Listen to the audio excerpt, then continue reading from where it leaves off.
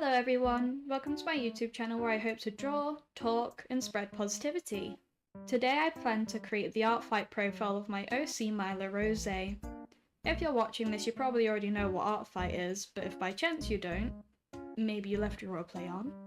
Artfight is an annual art gifting game that takes place in the month of July where creators alike share their original characters, or OCs, to the platform for other people to draw. You can draw other people's characters for points, so kind of like a video game, and depending on the amount of effort you put into your art, you can build up a large amount of points for your team. There are 2 teams you can join every year. For example, 2025's Artfight was Fossils vs Crystals. You can draw OCs from users of either team, however it should be noted that the points received from a friendly fire attack, aka the same team, are lower than that of a standard attack to the opposing team.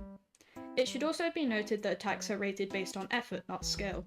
A beginner artist can be rewarded more points than an experienced artist if they put more effort into their piece, as it's based off the polish of the image. The difference between an uncoloured sketch and an image with polish, line art, colour and rendering is significant, so if you're a beginner artist you shouldn't feel particularly threatened by the idea of joining Artfight. In fact, I highly recommend it. But without further ado, let's cut the rebop. Get comfortable, grab a snack, and most importantly, don't forget to hydrate, I'm looking at you over there, and listen to me endlessly ramble about my beloved OC Milo.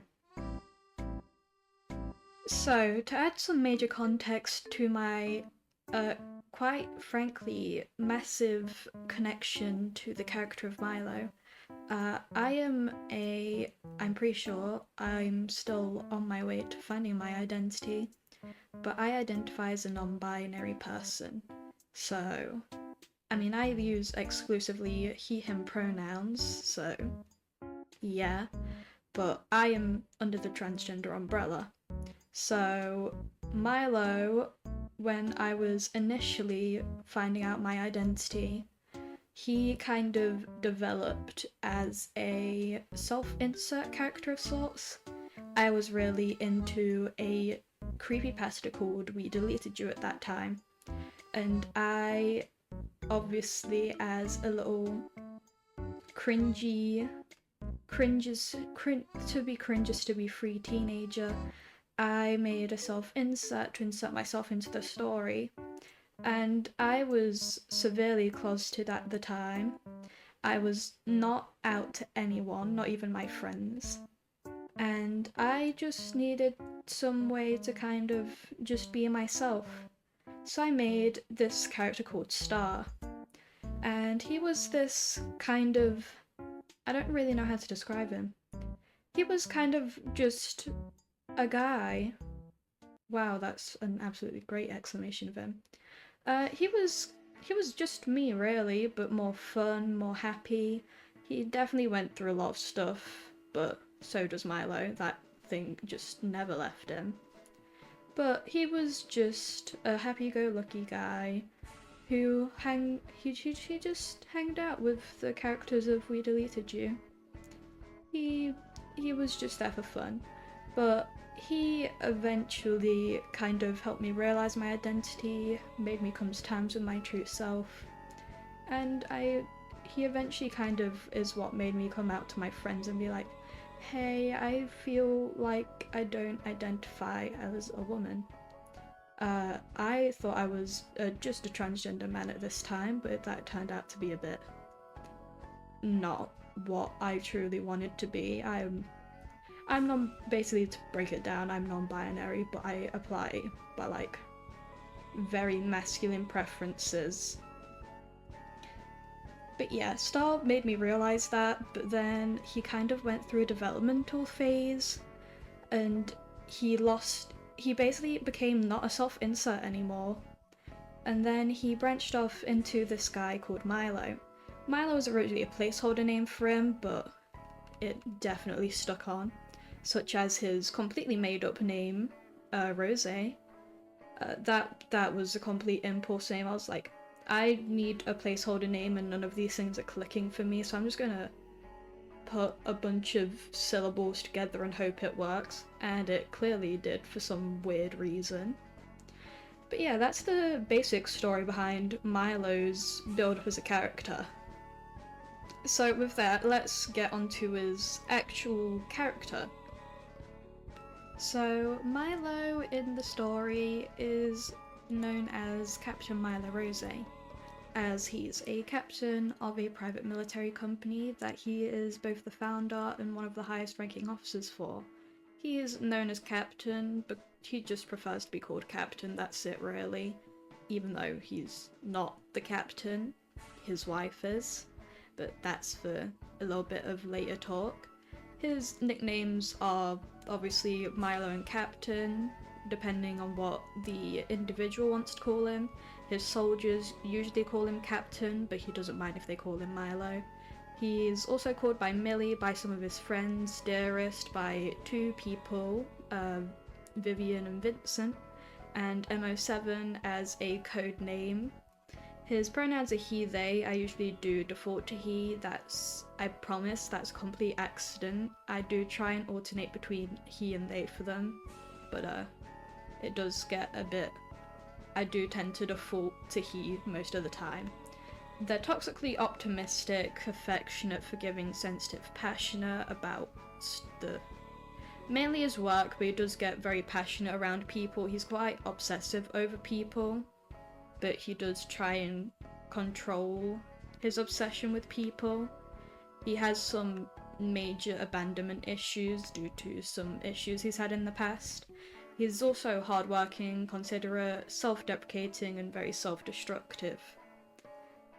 Some other details about him is that he's biromantic, transgender, demi-romantic, and asexual, though I usually do focus on his asexuality and transgender identities when I talk about him. He does have some mental issues. He's neurodivergent as well. As far as I say he's diagnosed with, he has major depressive disorder and generalized anxiety disorder. And I also say he's undiagnosed with avoidant restrictive food intake disorder, autism spectrum disorder, attention deficit hyperactive disorder, and obsessive compulsive disorder. And I also say that his biggest flaw is how forgiving he can be with people, because that's basically what triggers the major event in the story, to the point where he is absolutely in his worst of mental decline. His disabilities are very important to the story, but especially his diagnosed disorders of depression and anxiety, as his character arc is an ever-deteriorating mental slope. He becomes more unhinged as time goes on, becoming more strict, authoritative, and imitating towards their soldiers. They start off as a considerably laid-back soldier considering their position and experience with both the military and their life. He takes considerable care of their teammates and always has their backs, but then the betrayal, an event in the story, happens, and in an attempt to gain the control back again, their personality does a 180 and eventually they become so swallowed up by depression and anxiety that they absolutely are not in the right mindset, and it leads to a decision that leads to his and his wife's inevitable demise. I think that's all I have to say about him now, so just enjoy the rest of the speed paint.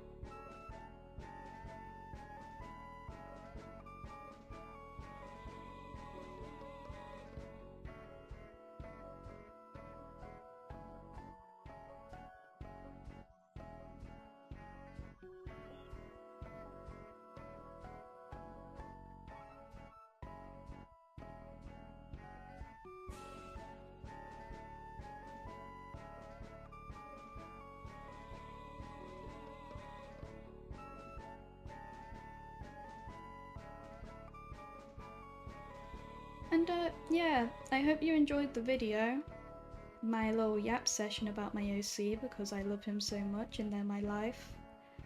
And yeah, have a good day and don't forget to hydrate. I'm saying that again because I know that what it feels like to struggle with hydration. I'm being serious. Get some water and just drink it. Even if you need a straw to drink it, get a straw, a reusable straw, and drink it. I'm telling you, drink water.